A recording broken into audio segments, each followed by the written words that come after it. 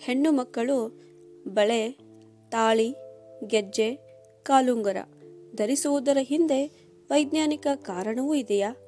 ಬನ್ನಿ ತಿಳಿದುಕೊಂಡು ಬರೋಣ. ನಮ್ಮ ಜೀವನದಲ್ಲಿ ಹಾಸುಹೊಕ್ಕಾಗಿರುವ ಒಂದಿಷ್ಟು ಆಚರಣೆಗಳನ್ನು ಏಕೆ ಮಾಡುತ್ತೇವೆಂಬುದೇ ನಮಗೆ ಗೊತ್ತಿರುವುದಿಲ್ಲ. ಆದರೆ ನಮ್ಮ ಹಿರಿಯರು ಅವನ್ನು ರೂಢಿಗೆ ತರುವಾಗ ಮಾನಸಿಕ ಹಾಗೂ ದೈಹಿಕ ಆರೋಗ್ಯದ ಒಳಿತನ್ನೇ ಮನಸ್ಸಿನಲ್ಲಿಟ್ಟುಕೊಂಡಿದ್ದರು ಎಂಬುದು ಕಾರಣಗಳನ್ನು ಅರಿತಾಗ ತಿಳಿಯುತ್ತದೆ.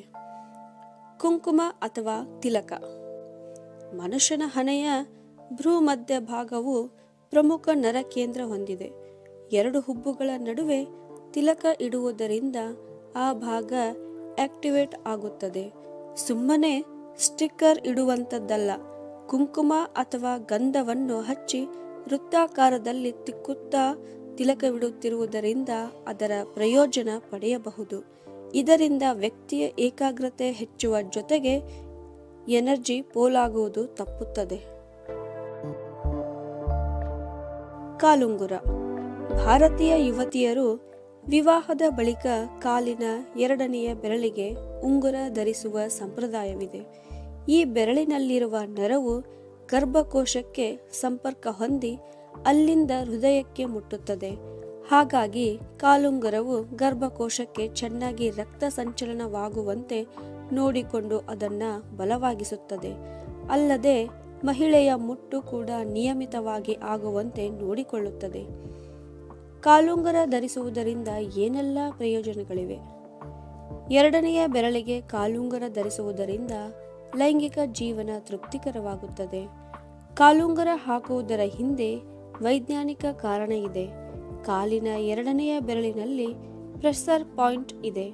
ಈ ಬೆರಳುಗಳಿಗೆ ಬೆಳ್ಳಿಯ ಉಂಗುರ ಹಾಕುವುದರಿಂದ ಋತುಚಕ್ರ ಸಮರ್ಪಕವಾಗಿ ಆಗುತ್ತದೆ.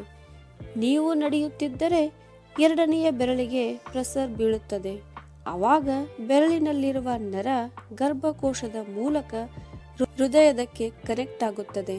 ಇದರಿಂದ ಉತ್ಪಾದಕ ಅಂಗಗಳ ಆರೋಗ್ಯ ಹೆಚ್ಚುತ್ತದೆ. ರಕ್ತದ ಪರಿಚಲನೆ ಉತ್ತಮವಾಗುತ್ತದೆ. ಇದರಿಂದ ಗರ್ಭಕೋಶದ ಆರೋಗ್ಯದಿಂದ ಇರಲು ಸಾಧ್ಯ. ಕಾಲಿನ ಎರಡನೆಯ ಬೆರಳಿಗೆ ಮಸಾಜ್ ಮಾಡುವುದರಿಂದ ಮಹಿಳಾ ಸಂಬಂಧಿ ಸಮಸ್ಯೆಗಳು ನಿವಾರಣೆಯಾಗುತ್ತವೆ. ಮದರಂಗಿ. ಮದರಂಗಿ ಔಷಧೀಯ ಗುಣಗಳನ್ನು ಹೊಂದಿದ್ದು ಅದನ್ನು ಕೈಗಳು ಹಾಗೂ ಕಾಲಿಗೆ ಹಚ್ಚುವುದರಿಂದ ವಿವಾಹದ ಸಮಯದಲ್ಲಿ ಮದುಮಕ್ಕಳಲ್ಲಿ ಹೆಚ್ಚುವ ಸ್ಟ್ರೆಸ್ ಕಡಿಮೆ ಮಾಡುತ್ತದೆ. ದೇಹವನ್ನು ತಂಪಾಗಿಸಿ ನರಗಳನ್ನು ಶಾಂತಿಗೊಳಿಸುತ್ತದೆ. ಕೈಗೆ ಬಳೆಗಳನ್ನು ಧರಿಸುವುದು. ನಮ್ಮ ದೇಹದಲ್ಲಿ ಕೈನ್ ಮಣಿಕಟ್ಟು ಅತ್ಯಂತ ಶಕ್ತಿಯುತ ಜಾಗ. ಅಲ್ಲಿ ಸಾಕಷ್ಟು ಶಕ್ತಿ ಉತ್ಪನ್ನವಾಗುತ್ತದೆ.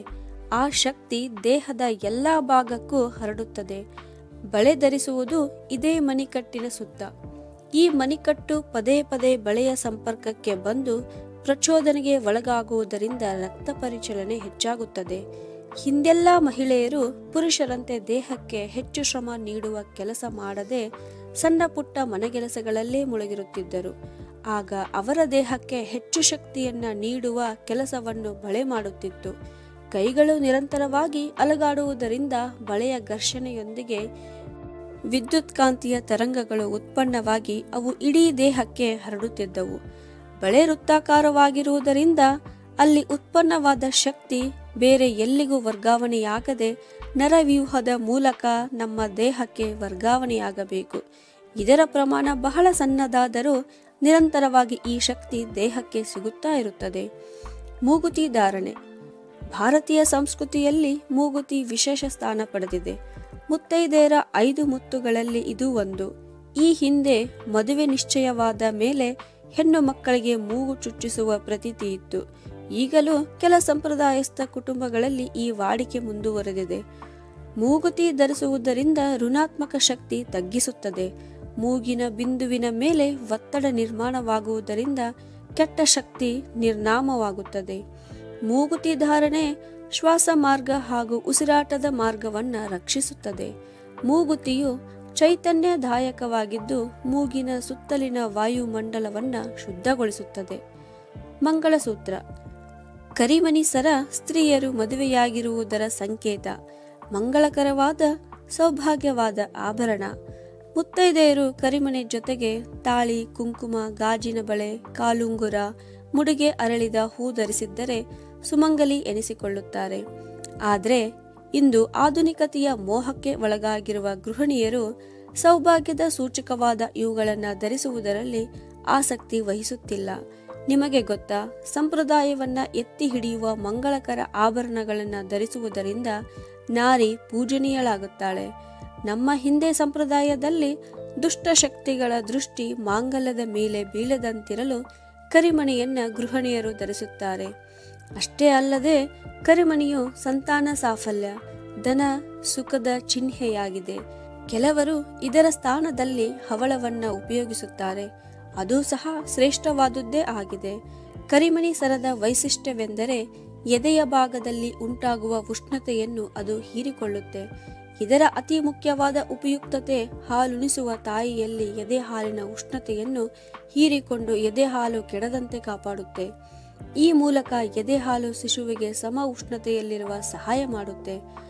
ಆಧ್ಯಾತ್ಮಿಕವಾಗಿ ಕರಿಮಣಿ ಸರ ಕತ್ತಿನ ಸುತ್ತ ಸುಷುಮ್ನ ನಾಡಿಗೆ ಸಮ್ಮಿಲನ ಚಕ್ರಗಳ ಆಧಾರವಾದ ಬೆನ್ನೆಲುಬಿನ ಮೇಲ್ಭಾಗದ ವಿಶುದ್ಧ ಚಕ್ರಕ್ಕೆ ಹೊಂದಿಕೊಂಡಂತೆ ಇರುತ್ತೆ.